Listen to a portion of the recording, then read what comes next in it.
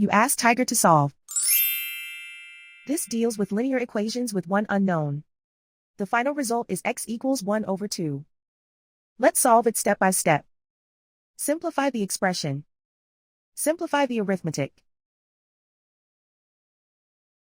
Group all constants on the right side of the equation. Add 2 to both sides. Simplify the arithmetic.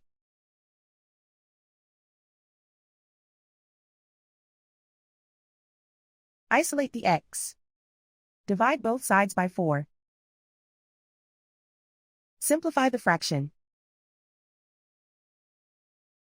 Find the greatest common factor of the numerator and denominator. Factor out and cancel the greatest common factor.